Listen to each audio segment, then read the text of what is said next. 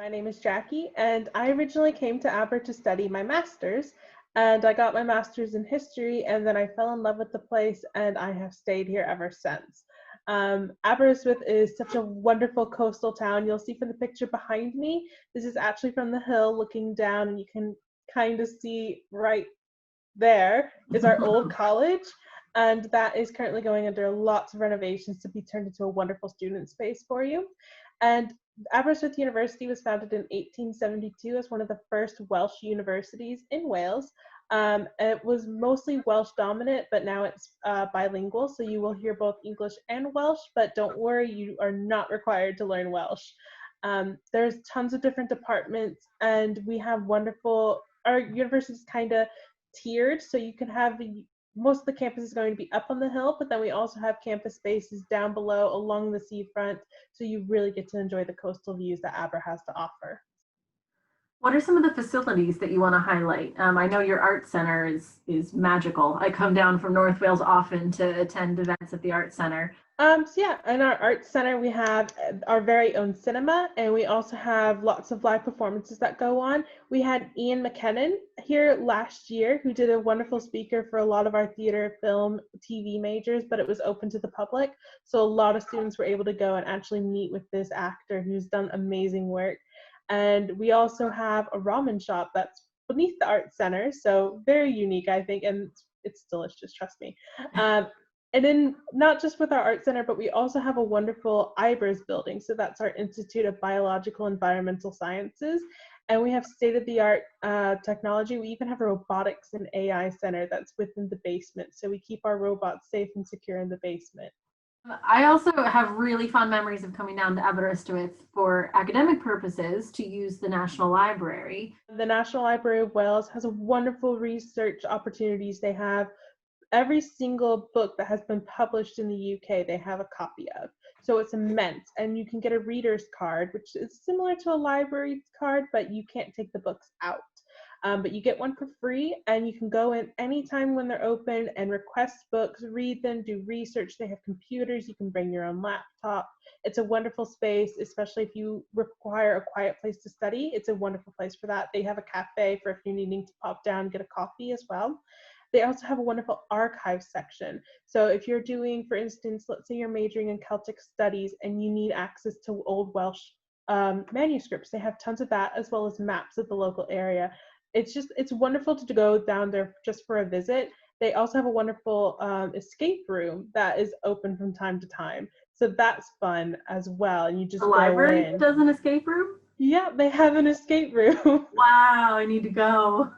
And then in town too, the feel of Aberystwyth is lovely. I go down once a year for the comedy festival, and there's just neat stuff happening on the seafront. Really good shops, galleries, cafes. So a lot of my places in town that I like to go to are actually these small little family-owned shops that are ethnic. So you can have a Hungarian restaurant that I went to just last week, and it was amazing. And there's lots of Indian restaurants. There's, of course, always a chip shop around. So if you're needing something quickly, you can get that, as well as pizza places. But it's just those tiny little spots that are very unique to Aber. You get wonderful food, and it's really cheap for a student as well. Not only that, there's lots of different food festivals that go on in the summer towards when students will start arriving. For instance, we have a food truck festival that's going to be coming late August, early September, and they'll just go along the seafront with all the different food trucks, and it's just, you can try any food you can think of, and it's amazing. There's always little events going on in town through the Advancing Aberystwyth program. They even have ice skating along the seafront. So in front of the old college, you can go ice skating with the sea right next to you. It really feels like you're in Hogwarts almost, because that building is amazing. So where would the students live? What's it like on campus and off campus? So most of our international students stay on campus, and we have quite a few different halls of residence.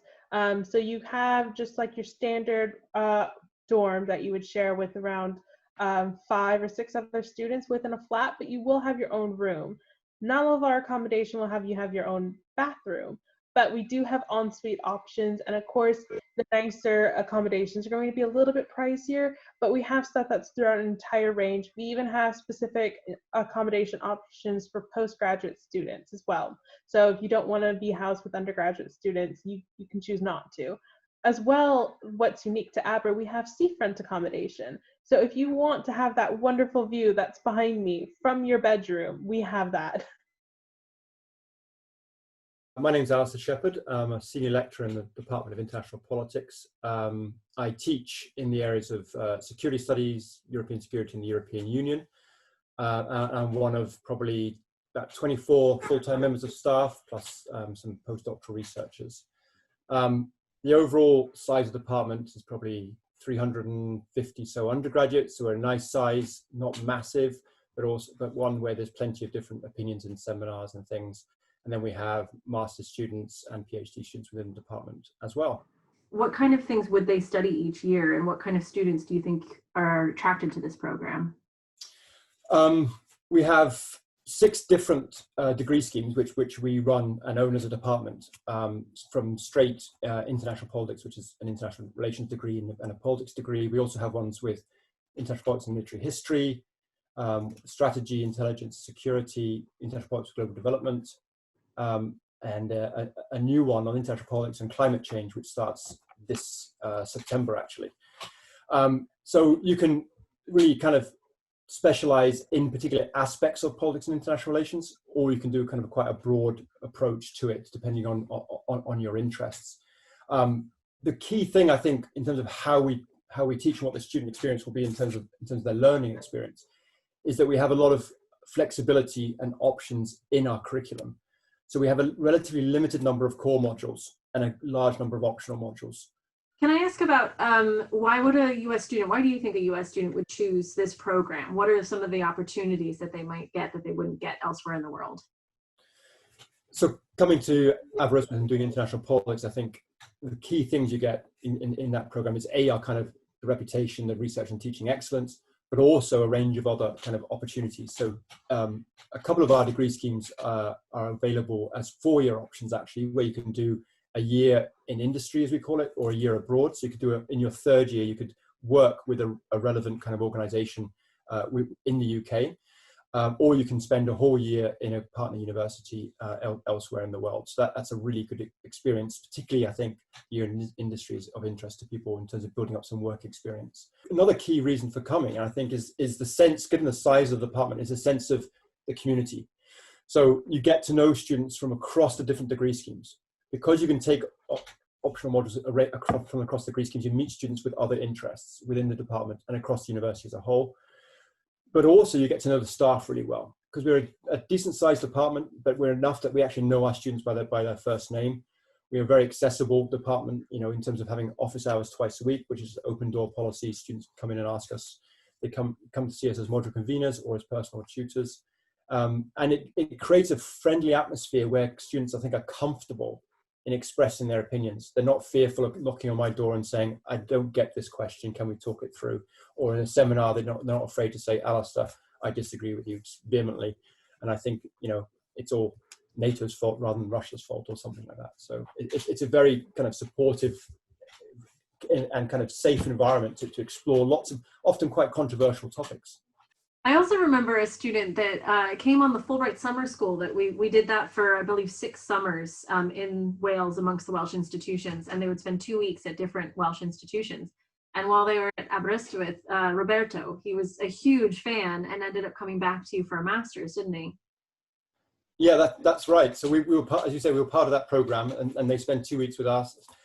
They had lots of different seminars. They get to see different parts of Wales and this region. And Roberto was on one of those years, and he liked it so much. He came back to Aber to do his masters. He did exceptionally well in his masters, both academically, but also just in terms of engagement in the department. He was a great student to have.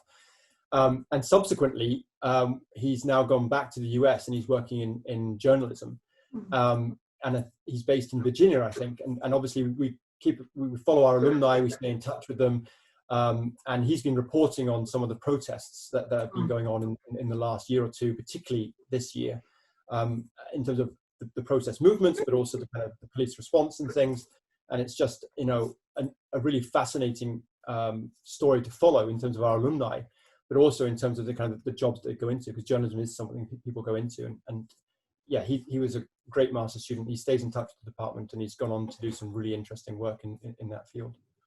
Oh, Alistair, thank you so much. This was really informative. Personally, I've always been interested in this department, and so it's so nice to hear a bit more of the detail about the things that you can offer. But I feel like big picture, this is such an opportunity for American students. So thank you so much for your time. And any further questions or interest, obviously there's links down below this video, and you can always get in touch with me personally, and I can introduce you to these guys. So thank you so much. Appreciate your time. We're going to talk about scholarships for this section, and the funding structures and how this can all work. Because you see the tuition cost, which you're already like, oh my God, that's so affordable. It's, you know, $14,000 US up to about $25,000 US for Wales, depending on your program, for a 3-year degree, not 4. But you still have to be able to pay that fee. So I know for myself, I got an international scholarship. I got a scholarship for my department. I used FAFSA loans. So we're going to unpack some of that to see what your opportunities are on our Welsh campuses. Becky, do you want to tell us a little bit about what some of the options are? Yeah, so most Welsh universities are going to have an international scholarship. These can range from international excellence scholarships that are going to be focused on just your grades primarily, to just looking at your application as a whole. And these scholarships will usually cover your tuition, not fully, but they'll give you some, like maybe 1,000 or 2,000 each year, but that will be throughout the 3 years of your degree.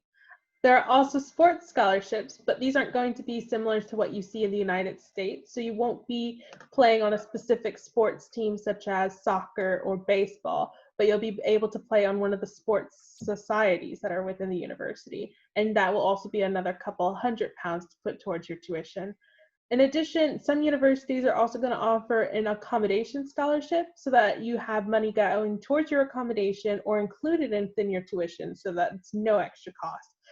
I would recommend just looking on every single scholarship page for each university, as they're going to differ slightly from each one. That's just kind of the main difference, isn't it? That I think in the US, we tend to see these offer letters with, you have a scholarship for this much money, and we don't quite know what that means all the time. So pretty much across the board in the UK, it's a tuition discount if you get a scholarship. So you start at this level, and for each of the scholarships you get, it's just taken off your tuition. So when you actually come to pay your tuition, it's a much lower amount. We don't really have full scholarships. A few of the universities, a few of the departments might have 1 or 2 for really stellar students. But it is a slightly different structure than I think students are used to, especially for postgrad study in the US.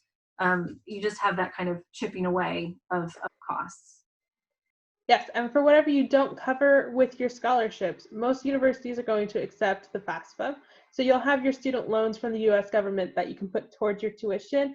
And I know personally that helped me cover the rest of my costs for my MA. So this will usually help cover whatever else you need, as well as, if depending how much you take out, you could have some spare money for when you arrive as well. Yeah. Yeah, that was a big one on my end too, that, you know, you get the certain tuition and then you get the scholarships taken off, but I still had to come up with about $7,000 US. So I did use FAFSA for that, which I think is a real surprise for a lot of advisors and students and parents, that you can use US federal loans at most institutions. So you use the federal loans. There's somebody on campus that helps you with that whole process. You know, there's a champion at each university to help you with that, to kind of get it through. And then, yes, you have to pay that back. Yes, you're taking out loans. But at the end of a PhD, I think I've said this before, I was about like 60 grand in debt at the end of a PhD, you know, and you think about that's probably how much I would have been in debt for 1 year if I'd gone to a US institution. 2 other top tips for financing as well. I paid my tuition with a credit card that gave me air miles. So keep that in mind, that there's useful ways to pay for your tuition that you can get a benefit back. So that gave me a flight over for free.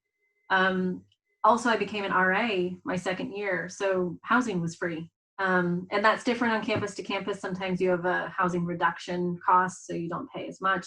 Sometimes the housing is free. Sometimes you get a stipend. But there's benefits to looking into that system, since all of our campuses do have housing options. There's usually that role at these institutions as well. Thank you so much for this, Jackie. I really appreciate the time and all the discussion we've had about the different aspects of Aberystwyth, the finance, international politics, really eye-opening. So thanks, appreciate it.